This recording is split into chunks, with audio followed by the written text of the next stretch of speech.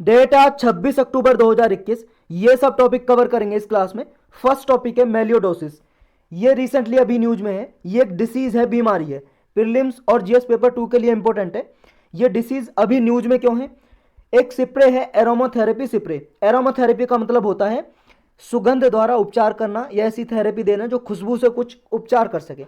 या आप समझ सकते हो एक स्प्रे जैसे आपके रूम स्प्रे होते हैं, रूम में खुशबू रहती है, फिर रूम में सुगंध आती रहती है, ऐसी एक स्प्रे है एरोमाथेरेपी स्प्रे। ये मेड इन इंडिया है, इंडिया में बना हुआ था।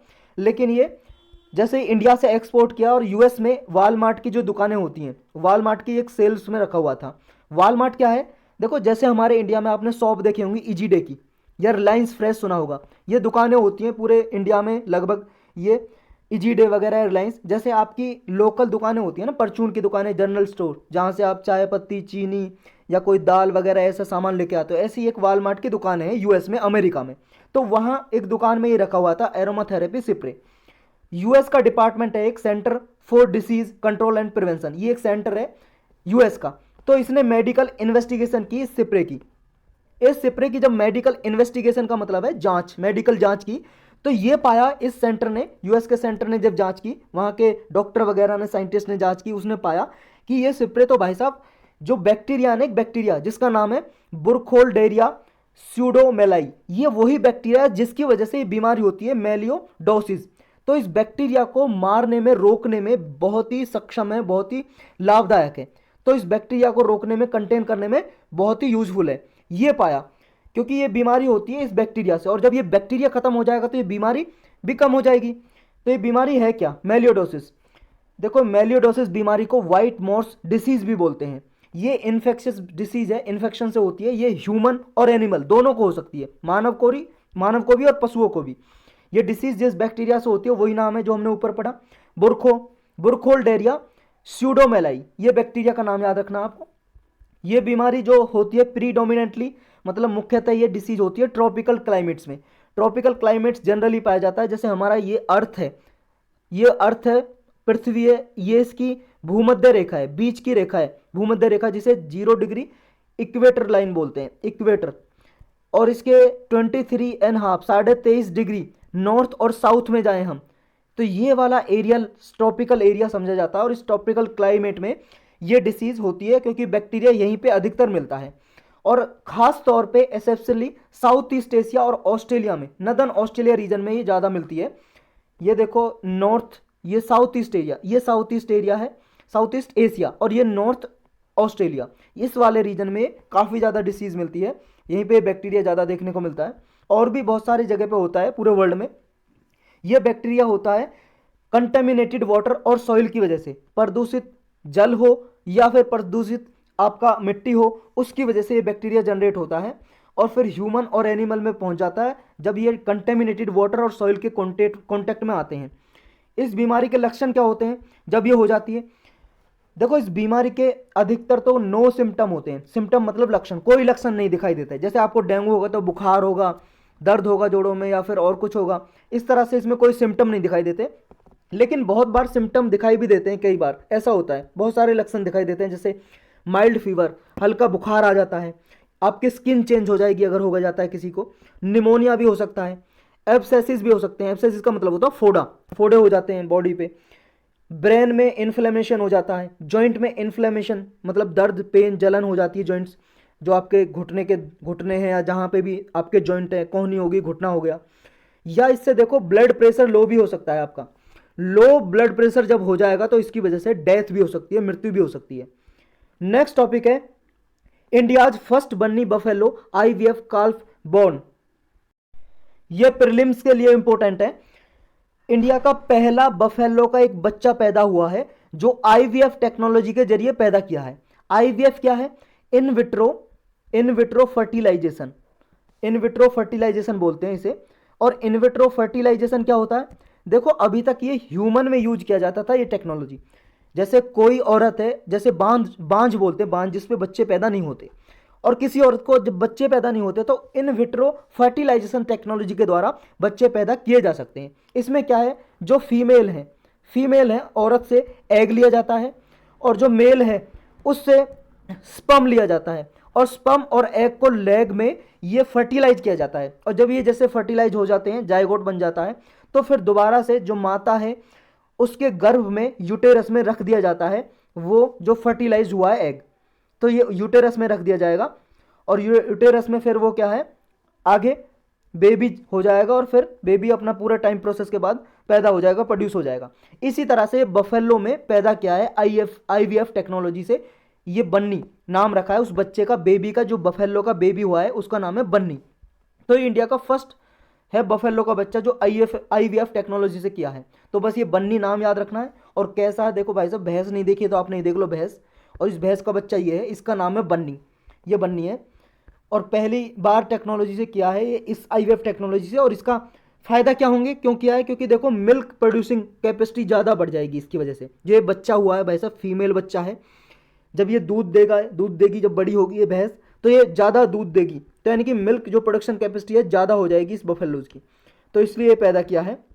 इंडिया में देखो पूरे वर्ल्ड का 56% बफेलो इंडिया में पाई जाती हैं, जितनी पॉपुलेशन भैंस की है पूरे वर्ल्ड में उसका 56% इंडिया में है।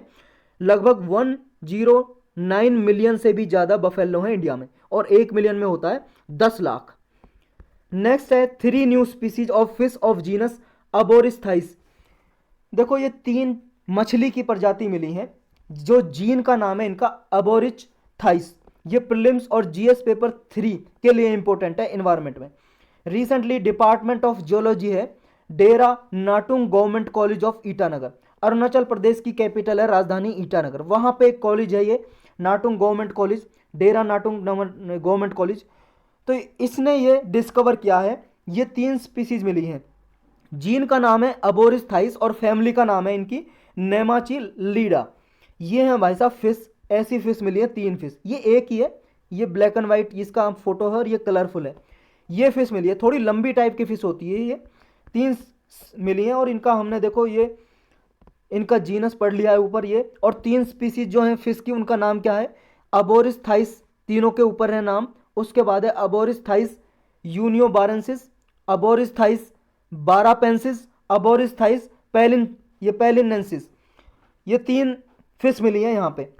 देखो यूपीएससी सिर्फ इतना पूछ लेता, आपको नाम दे देगा अबोरिस्थाइस ऊनियोबारेंसिस, और इन तीनों नामों को दे देगा, बारापेंसिस और पैलिनेंसिस। अब ये क्या है पूछेगा, बर्ड है, फिश है, ह्यूमन की कोई प्रजाति है, मंकी की, प्राइमेट्स है, कुछ है, तो ऐसे पूछ लेता है। 2019 का पेपर उठा के देखोगे आपको मिल जाएंगे ऐसे क्वेश्चन, और 2020 में देखोगे तो इस बार ऐसे इंसेक्ट वगैरह या जो अर्थवॉर्म टाइप के ऐसे प्रजाति हैं, इनसे बहुत ही ज़्यादा क्वेश्चन पूछे हैं, 3-4 क्वेश्चन पूछे हैं यूपीएससी ने।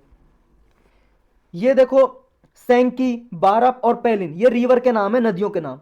ये ब्रह्मपुत्र रिवर की ट्राइब्यूटरी है, ट्राइब्यूटरी का मतलब है सहायक नदियां। जब एक छोटी नदी बड़ी नदी में आके मिल जाती है तो ये छोटी नदी है, जो छोटी नदी, इस छोटी नदी को ट्राइब्यूटरी बोलेंगे। तो ये 3 रिवर है यहाँ पे जिनके आसपास ये पाई जाती है, सैंकी, बारप और पैलिन रिवर में। ये जो जीनस अबोरिस्थाइस है, ये देखो इस तरह की जो फिश होती हैं वो एलोंगेट होती है, एलोंगेट का मतलब थोड़ी लंबी होती है जैसा हमने देखा, और ये माउंटेन एरियाज के पास पाई जाती हैं, ईस्टर्न हिमालयस के पास, ब्रह्मपुत्र रिवर बेसिन के पास। ये फ्रेश वाटर में मिलती हैं, जो मतलब सही पानी होता, खारा ना हो, नमकीन ना हो, फ्रेश वाटर होना चाहिए, ताज़ा पानी। ये देखो ईस्टर्न हिमालयस की एंडेमिक है, मतलब मूल निवासी यहीं की हैं, यहीं पाई जाती हैं, यहीं पे इनका जन्म हुआ है ईस्टर्न हिमालयस में। ईस्टर्न हिमालयस की बात कर रहे हैं, जो नॉर्थ ईस्ट का हमारा एरिया है, जैसे अरुणाचल प्रदेश हो गया, ये नागालैंड हो गया, सिक्किम हो गया, असम हो गया, ये ईस्टर्न हिमालयस है यहाँ पे, जो इन एरियाज़ में पाई जाती है। और ईस्टर्न हिमालयस में देखो जो फोना की प्रजातियाँ हमारे इंडिया में पाई जाती हैं, फोना मतलब बर्ड्स एंड एनिमल, पशु पक्षी को बोलते हैं फोना। ये फोना की जो प्रजाति जितनी भी पाई जाती है इंडिया में 20% से ज़्यादा ईस्टर्न हिमालयस में मिलती हैं। और ये स्पीसीज देखो यहाँ क्लाइमेट चेंज के से वनरेबल है, वनरेबल का मतलब कमजोर है, अगर क्लाइमेट चेंज होगा तो इनका हैबिटेट लॉस हो जाएगा, जिसकी वजह से इनकी प्रजाति लुप्त हो सकती है। नेक्स्ट टॉपिक है एम्बरग्रिस। एम्बरग्रिस ये है भाई साहब जो दिखाई दे रहा है आपको, ये क्या है, जो वेल होती है ना, वेल मछली वेल फिश होती है, WHALE, ये बहुत बड़ी मछली होती है वेल। ये है भाई साहब, देख लो, वेल नहीं देखी तो आपने, ये वेल है, ये वेल की उल्टी है, जैसे आप उल्टी करते हो ना, आपकी तबीयत खराब हो जाती है उल्टी करते हो, ऐसी वेल की उल्टियाँ हैं ये, तो इसका नाम है अम्बरग्रिस। ये अम्बरग्रिस बहुत ही मोस्ट इंपॉर्टेंट है, इस वेल की जो उल्टियाँ हैं ये बहुत ही मेडिसिनल पर्पज़ के लिए या परफ्यूम बनाने के लिए, जो परफ्यूम लगाते हैं ना, सेंट छिड़कते हैं अपने ऊपर लड़के लड़कियां, वो परफ्यूम बनाने के लिए भी यूज होता है ये जो वेल है ये उसके स्टोमक में मिलती है, और स्पम, जो स्पम वेल होती है, स्पम वेल के स्टोमक में मिलती है। इस वेल का नाम है, इस मछली का नाम है स्पम वेल। स्पम वेल के स्टोमक में यानी कि पेट में मिलती है। इसके इन इन जो इंटेस्टाइन होता है ना, उसके अंदर ये होती है, इंटेस्टाइन जो आंतें होती हैं इसकी। तो ये जब वॉमिट करती है तो तब ये निकलता है एम्बरग्रिस। नेक्स्ट टॉपिक है गोरियाज। ये देखो एस लगा हुआ है प्लूरल फॉर्म में, बहुवचन में। वैसे ये है गोरिया। गोरिया देखो एक मुस्लिम कम्युनिटी है, ये मुस्लिम कम्युनिटी के लोग। और कहाँ पे मिलते हैं ये गोरिया? ये असम में मिलते हैं। असम के एथनिक इंडिजिनस मुस्लिम कम्युनिटी है। इंडिजिनस का मतलब मूल निवासी हैं असम के गोरिया। गोरिया पीपल मुस्लिम कम्युनिटी है असम में, ये याद रखना है बस। नेक्स्ट टॉपिक है एक्स्ट्रा न्यूट्रल एल्कोहल। एल्कोहल आप जानते हो शराब में होता है एल्कोहल, तो ये शुगर इंडस्ट्रीज में बायो प्रोडक्ट मिला है, एक्स्ट्रा न्यूट्रल एल्कोहल मिला। क्या होता ही है, अभी न्यूज में है। शुगर इंडस्ट्री, जो शुगर मिल होती है ना, शुगर चीनी बनाती है गन्ने से, शुगर केन से, जो चीनी बनाने के बाद जो बायो प्रोडक्ट बच जाता है, बायो प्रोडक्ट का मतलब है अवशेष, अवशेष जो बच जाता है, तो उससे ये निकलता है एक्स्ट्रा न्यूट्रल एल्कोहल। ये किससे बनता है? शुगर इंडस्ट्री में बनता है। शुगर इंडस्ट्री में जो गन्ने यूज करते हैं उससे जो मोलासिस होता है, मोलासिस से ये बनता है। यानी कि शुगर केन प्रोसेसिंग करने के बाद जो रेजिड्यू अवशेष बच जाता है, जो मोलासिस होता है। मोलासिस देखो ये है, ये जो आपको दिखाई दे रहा है बर्तन में मोलासिस, और ये है गन्ना। भाई साहब अगर आपने नहीं कभी खाया है, गन्ने का जूस नहीं पिया तो गन्ना देख लो, शुगर केन इंग्लिश में बोलते हैं। तो इससे ये जो गुड़ होता है ना, आपने गुड़ तो देखा होगा, गुड़ जगेरी बोलते हैं इंग्लिश में, अंग्रेज लोगों के लिए जगेरी और हिंदी वालों के लिए गुड़। तो ये जगेरी है। जगेरी को अगर पिघला दोगे, गर्म करोगे तो ऐसा ही बन जाएगा, सीरा जिसे बोलते हैं। तो यही है मोलासिस। मोलासिस का ही, मोलासिस से ही एक्सट्रैक्ट करके ये बनता है। एक्सट्रैक्ट मतलब इसी से निकाल लेते हैं एक्स्ट्रा न्यूट्रल एल्कोहल। ये प्राइमरी रॉ मटेरियल होता है एल्कोहलिक बेवरेजेस के लिए। बेवरेजेस बोलते हैं कोई भी ड्रिंकिंग करने वाला पदार्थ, जैसे पानी हो गया वो भी बेवरेजेस है, शराब होगी वो भी बेवरेजेस है, जूस हो गया वो भी बेवरेजेस है, एल्कोहल ये बेवरेज। तो इससे बनता है ये मोलासिस से। इसके फीचर क्या होते हैं? ये तो कलरलेस होता है, इसका कोई कलर नहीं होता। और देखो ये क्या है, इसमें कोई इम्प्योरिटीज़ नहीं होती। इम्प्योरिटीज़ का मतलब है अशुद्धियाँ नहीं होती इसमें कुछ भी। और इसकी जो स्मेल होती है न्यूट्रल होती है, कोई स्मेल सुगंध नहीं आती इसमें, यानी कि दुर्गंध ना सुगंध कोई भी इसमें नहीं आता। इसका जो टेस्ट है वो भी न्यूट्रल होता है, कोई टेस्ट नहीं आता। और इसमें जो अल्कोहल कंटेंट होता है वो 95% तक होता है। इसकी एप्लीकेशन यानी कि यूज कहाँ कहाँ पे होते हैं? क्या इसे नशे करने के लिए यूज करते हैं क्या? देखो नशे करने के लिए तो यूज किया जा सकता है, वाइन बना जा सकती है क्योंकि अल्कोहल है ही। लेकिन इसके साथ साथ देखो ये कॉस्मेटिक में भी यूज होता है। कॉस्मेटिक मतलब जो आपके पाउडर, क्रीम, ये जो लिपस्टिक वगैरह जो होते हैं, इनमें के लिए बनाई जा सकती, इनके मतलब बनाने के लिए यूज की जा सकती है। और जो पर्सनल केयर प्रोडक्ट होते हैं, जैसे परफ्यूम बनाने के लिए इसका यूज किया जा सकता है, या टॉयलेटरी या हेयर स्प्रे बनाने के लिए यूज किया जा सकता है। लेकर इंडस्ट्रीज में भी इसका यूज हो सकता है। लेकर मतलब पेंट का ही एक टाइप होता है, जैसे पेंट होता है जो आपके जो आपके दरवाजे होते हैं या विंडो होते हैं उस पर पेंट किया जाता है, या पेंट इंडस्ट्री या इंक, कोई स्याही वगैरह बनाने में, प्रिंटिंग इंडस्ट्री जो होती है उसमें इंक बनाने के लिए भी यूज किया जा सकता है। या और भी कोई फार्मास्यूटिकल प्रोडक्ट जो होते हैं दवाइयाँ बनाने में, जैसे एंटीसेप्टिक मेडिसिन बनाने में, कोई ड्रग्स या सिरप, मेडिकेटेड स्प्रे बनाने के लिए यूज हो सकता है इसका। नेक्स्ट है लियाजन ऑफिसर, IFCOIOR। ये लियाइजन ऑफिसर अपॉइंट किया है नीदरलैंड ने, इंडिया में रहेगा भाई साहब। ये बाइलेटरल जो रिलेशन होते हैं, एक टॉपिक है हमारे GS पेपर 2 में, उसके लिए इंपॉर्टेंट है ये। नीदरलैंड ने अभी कहा है कि वो एक लियाइजन ऑफिसर ये अपॉइंट करेगी नेवी के information fusion centre for Indian Ocean region. ये हमारा सेंटर है, नेवी का एक सेंटर बना हुआ है जो मैरी टाइम सिक्योरिटी के लिए काम करता है। मैरी टाइम डोमेन अवेयरनेस और इंफॉर्मेशन शेयरिंग के लिए इसने, नीदरलैंड ने अभी एक ऑफिसर अपॉइंट किया है। ये जो सेंटर बना हुआ है हरियाणा में एक जगह है गुरुग्राम, गुरुग्राम में ये बना हुआ है ये सेंटर, गुरुग्राम में सेंटर बना हुआ है। तो नीदरलैंड ने अपना एक ऑफिसर यहाँ पे रखा है, उसी का नाम है लियाइजन ऑफिसर। लियाइजन का मतलब होता है एक तरह से कोऑर्डिनेशन, एक तरह से सहयोग बिठाना। तो ये सारी जानकारी देगा नीदरलैंड को। ये नीदरलैंड कहाँ पे है भाई साहब? ये नीदरलैंड वर्ल्ड मैप देखो आप, ये है आपका यूरोप का मैप, यहाँ पे यूनाइटेड किंगडम, और ये है यहाँ पे नीदरलैंड। ये वाले मैप में देखो यहाँ पे दिखाई देगा, ये जर्मनी के पास ये है नीदरलैंड, इसने अपॉइंट किया है। तो ये IFCOIOR क्या है? ये 2018 में सेटअप किया गया था, बनाया गया था। ये रीजनल कंट्री जो होती हैं आसपास की, जो इंडियन ओशियन है या आसपास की और जो कंट्री हैं, उनसे कोऑर्डिनेट करता है और मैरीटाइम सिक्योरिटी के लिए काम करता है। मैरीटाइम डेटा ये एक्सचेंज करते हैं। मैरीटाइम का मतलब है ओशियन। ओशियन में, समुद्र में कोई भी, मान लो कोई भी प्रोसेसिंग या कोई भी जानकारी देनी है, घुसपैठ ये की, या कोई भी रिसर्च कर रहे हैं ओशियन पे मानसून के रिगार्डिंग या कुछ भी साइक्लोन के रिगार्डिंग, साइक्लोन आते हैं, चक्रवात, तो ऐसी रिसर्च वगैरह एक दूसरी कंट्री में शेयर करते हैं ये। तो यही लिंकेज करेगा ये। 20 कंट्री से ज़्यादा पार्टनरशिप है इसमें, और हरियाणा के गुरुग्राम में ये सेटअप है, इसका हेडक्वार्टर लगभग। इसके रोल और फंक्शन यही होते हैं लियाइजन ऑफिसर के, इन्फॉर्मेशन को शेयर करना होता है, मैरी टाइम डोमेन में अवेयरनेस फैलाना। नेक्स्ट टॉपिक है इंटरनेशनल स्नो लियोपर्ड डे। हर साल 23 अक्टूबर को मनाया जाता है ये दिन, international snow leopard. Snow leopard एक एनिमल है, पशु है भाई साहब, ये है स्नो लियोपर्ड। स्नो का मतलब होता है बर्फ, ये बर्फीले इलाके में ज़्यादा मिलता है स्नो लियोपर्ड। ये देखो, ये बच्चा है, ये बहुत बड़ा होता है, शेर की तरह, जैसे लायन होता है, टाइगर लायन होता है उसकी तरह होता है। ये उसका बच्चा है, और बर्फीले इलाके में जहाँ पे ठंड ज़्यादा पड़ती है, जैसे हिमालयन एरियाज है हमारा, हिमालय की पहाड़ी मिलती है, वहाँ पे मिलता है ये अधिकतर। ये बिस्कैक डिक्लेरेशन एक अडॉप्ट की थी 20 कंट्रीज ने, 12 देश एक साथ मिलकर आए थे, जहाँ पे ये स्नो लियोपर्ड पाया जाता है। जिन कंट्री में, जिन देश में पाया जाता है, उन्होंने एक घोषणा पत्र जारी किया जिसका नाम है बिस्केक डिक्लेरेशन। और जिस दिन किया उस दिन से ही ये 12 मतलब 23 अक्टूबर को, हर दिन मतलब हर साल 23 अक्टूबर को मनाया जाता है इंटरनेशनल स्नो लियोपर्ड डे। तो स्नो लियोपर्ड के बारे में थोड़ा ब्रीफली जानकारी ले लेते हैं। वैसे तो इन्वायरमेंट की प्लेलिस्ट में देखो स्पेशल लेक्चर मिल जाएगा आपको स्नो लियोपर्ड के रिगार्डिंग, जितने भी इसकी इन्फॉर्मेशन है एक लेक्चर में मिल जाएगी। अगर देखना है तो आप देख लेना इन्वायरमेंट की प्लेलिस्ट में जाके। हम सिर्फ ब्रीफली थोड़ा बहुत डिस्कस करेंगे इसके बारे में। साइंटिफिक नेम है इसका पैंथेरा ओन्सिया। इसका हैबिटेट मिलता है माउंटेनियस रीजन, जो सेंट्रल एशिया के माउंटेनियस रीजन है, यानी कि जो पहाड़ी इलाके हैं।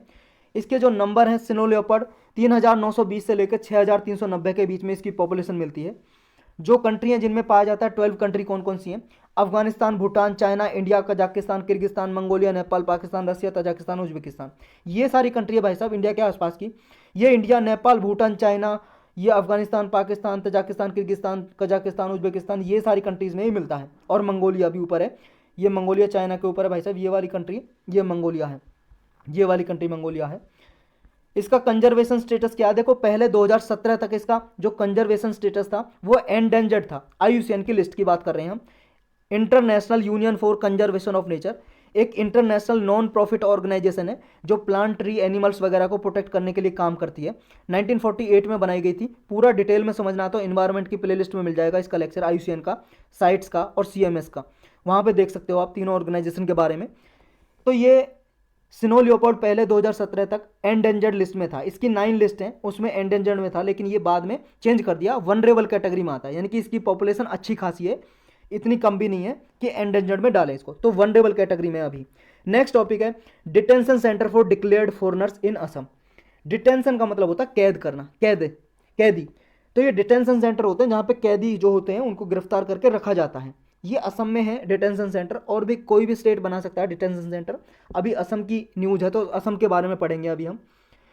तो ये डिक्लेयर्ड जो फॉरनर होते हैं, विदेशी, जो हमारे इंडिया के सिटीजन नहीं होते, नागरिक नहीं होते, इंडिया की सिटीजनशिप नहीं होती, उनके पास नागरिकता नहीं होती, तो ये फॉरनर जो डिक्लेयर थे डिटेंशन सेंटर में, इनके रिगार्डिंग अभी गुवाहाटी कोर्ट है, जो असम का जो कोर्ट है गुवाहाटी कोर्ट, हाई कोर्ट, उसका डिसीजन आया है। ये जीएस पेपर 3 के लिए इंपॉर्टेंट है, इंटरनेशनल सिक्योरिटी रिलेटेड इश्यूज जो टॉपिक है उसके लिए। असम की गवर्नमेंट की जो 45 डेज की डेडलाइन थी वो इसने क्रॉस कर दी। देखो गुवाहाटी हाई कोर्ट ने एक डिसीजन दिया था, उसने 45 दिन का टाइम दिया था कि आप डिटेंशन सेंटर का कंस्ट्रक्शन पूरा करो। डिटेंशन सेंटर जो बन रहे हैं ना यहाँ पे, ये मान लो ये है घर बना हुआ है, ये कमरे बने हुए हैं, यही है डिटेंशन सेंटर। डिटेंशन सेंटर में कैद करके रखा जाता है जो फॉरनर होते हैं, जो डिक्लेयर्ड फॉरनर, डिक्लेयर कर दिए जाते हैं जो फॉरनर, विदेशी के, हमारे भारत का नागरिक नहीं है, और वो पकड़ लिए जाते हैं और उन्हें डिटेंशन सेंटर में रखा जाता है। लेकिन अभी तक उसका कंस्ट्रक्शन का काम चल रहा है, पूरा नहीं हुआ, बन के तैयार नहीं हुए। 45 डे टाइम दिया था गुवाहाटी कोर्ट ने, लेकिन अब तक ये बने नहीं है। इन्होंने, असम गवर्नमेंट ने डेडलाइन पार कर दी, क्रॉस कर दिया। इशू यही है, 11 अगस्त को देखो ये डिसीजन दिया था। यहाँ पे इन डिटेंशन सेंटर को यहाँ पे ट्रांजिट कैंप बोलते हैं। असम की जो वेस्टर्न असम है वहाँ पे गोलपारा डिस्ट्रिक्ट है, वहाँ पे एक जगह है माथिया, वहाँ पे इनको ट्रांजिट कैंप भी बोलते हैं। 45 डेज में इन्हें बनाने थे, लेकिन कंस्ट्रक्शन पूरा नहीं हुआ भाई साहब। गुवाहाटी कोर्ट ने ये भी बोला था 177 जो इनमेट्स हैं, इनमेट्स का मतलब वही कैदी जो हैं यहाँ पे निवासी, उनको ट्रांसफ़र भी करना है, शिफ्ट भी करना है। तो डिक्लेयर्ड फॉरेनर होते कौन हैं? डिक्लेयर्ड, देखो फॉरेनर तो होता है विदेशी, और डिक्लेयर्ड फॉरेनर ये होता है जैसे कोई विदेशी आ गया, भारत की नागरिकता नहीं है, कोई भारत का सिटीजन नहीं है, अवैध तरीके से रह रहा है और किसी पे शक हो गया, तो जो फॉरेनर ट्राइब्यूनल होती हैं, कोर्ट की तरह होते हैं, जैसे अदालत होती है ऐसी एक ट्राइब्यूनल होती है फॉरेनर ट्राइब्यूनल, तो ये किसी पर्सन को जो हमारे भारत का नागरिक नहीं है तो उसको डिक्लेयर कर देती हैं। जब वो प्रूव नहीं कर पाता कि वो भारत का सिटीजन है, नागरिक है, तो उसे डिक्लेयर कर देती है, भाई साहब आप प्रूव नहीं कर पाए, अपने आप को साबित नहीं कर पाए भारत के नागरिक को, आपने कोई डॉक्यूमेंट्स नहीं दिखाया, ना आपने वोटर का आई कार्ड दिखाया, तो जब उसके पास कोई डॉक्यूमेंट नहीं है, भारत का नागरिक नहीं है, तो उसे ये ट्राइब्यूनल डिक्लेयर कर देंगी फॉरेनर, डिक्लेयर्ड फॉरेनर, विदेशी डिक्लेयर हो जाएगा, यानी कि वो इलीगल इमाइग्रेंट है, अवैध तरीके से रह रहा था। स्टेट की जो पुलिस होती है बॉर्डर विंग, वो इन्फॉर्म करती है, जैसे असम की स्टेट पुलिस है तो उसकी बॉर्डर विंग होती है, बॉर्डर विंग का मतलब जो असम के बॉर्डर एरियाज पे काम करती है, तो वो इन्फॉर्म करती है फॉरेनर ट्राइब्यूनल को और फिर डिक्लेयर कर देते हैं। ये पीपल जो होते हैं नॉन सिटीजन होते हैं और फिर डिटेंशन सेंटर में भेज दिए जाते हैं। ऐसे पीपल को देखो असम की पुलिस जो बॉर्डर विंग है वो नोटिस जारी करती है जब उन्हें सस्पिशन होता है, जब उन्हें किसी पे संदेह होता है कि ये इंडिया का सिटीजन नहीं है, असम का सिटीजन नहीं है, तो इसे फॉरेनर ट्राइब्यूनल में भेजा जाए और डिक्लेयर किया जाए, फॉरेनर ट्राइब्यूनल मतलब फॉरेनर डिक्लेयर किया जाए इसे। देखो असम में है तो असम की स्टेट पुलिस करेगी, या किसी और स्टेट में तो वो भी फॉरेनर ट्राइब्यूनल बना सकती हैं। फॉरेनर ट्राइब्यूनल होती क्या है? एक एक्ट है फॉरेनर्स एक्ट 1946 का, इसके through ministry of home affairs ने ये ऑर्डर पास किया, फॉरेनर्स ट्राइब्यूनल ऑर्डर 1964। इसके थ्रू ये फॉरेनर ट्राइब्यूनल बना सकते हैं और क्वासी जुडिशियल बॉडी होती है, यानी कि कोर्ट की तरह काम करती हैं, जैसे अदालत काम करती है। इसमें कंपोजिशन, इसके मेंबर कौन होते हैं फॉरेनर ट्राइब्यूनल के? देखो इसमें एक एडवोकेट जो होते हैं वो 35 ईयर एज से कम नहीं होनी चाहिए, ऊपर होने चाहिए, 35 साल से ऊपर के होने चाहिए, और कम से कम 7 साल उन्होंने प्रैक्टिस की हो एडवोकेट की तरह, वकील की तरह, या फिर कोई रिटायर्ड जुडिशियल ऑफिसर हो सकता है असम की जुडिशियल सर्विस से, या फिर रिटायर्ड आईएएस ऑफिसर हो सकता है असम की असम सिविल सर्विस ऑफिसर से, लेकिन एडिशनल सेक्रेटरी या सेक्रेटरी की रैंक से नीचे नहीं होना चाहिए, और उन्हें क्वासी जुडिशियल वर्क का एक्सपीरियंस भी होना चाहिए।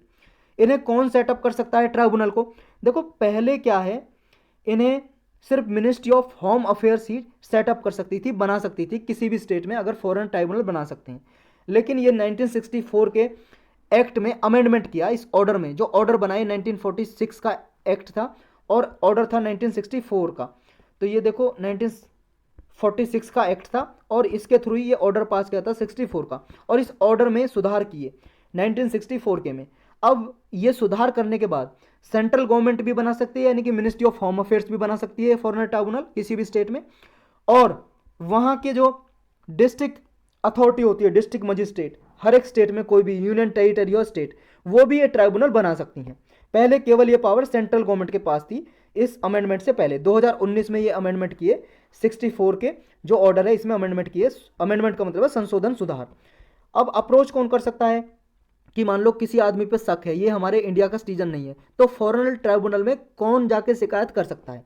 देखो 2019 में अमेंडमेंट करने से पहले जो 1964 के रूल थे, ऑर्डर था, इसके थ्रू सिर्फ जो स्टेट का एडमिनिस्ट्रेशन था वो ही जाके शिकायत कर सकता था। स्टेट का एडमिनिस्ट्रेशन मतलब स्टेट की कोई पुलिस हुई, जैसे बॉर्डर विंग थी असम की, वो कर सकती थी, या गवर्नमेंट अधिकारी है कोई, वो कर सकता था। लेकिन अब ये कोई भी इंडिविजुअल है उसके पास भी पावर है, मतलब एम्पावर हो गया कि उसके पास भी ये है कि वो जाके ट्राइब्यूनल में शिकायत कर सकता है अगर उसे किसी आदमी पर संदेह है कि हमारे भारत का नागरिक नहीं है, अवैध तरीके से, इलीगल तरीके से रह रहा है। तो यही था बस इसमें।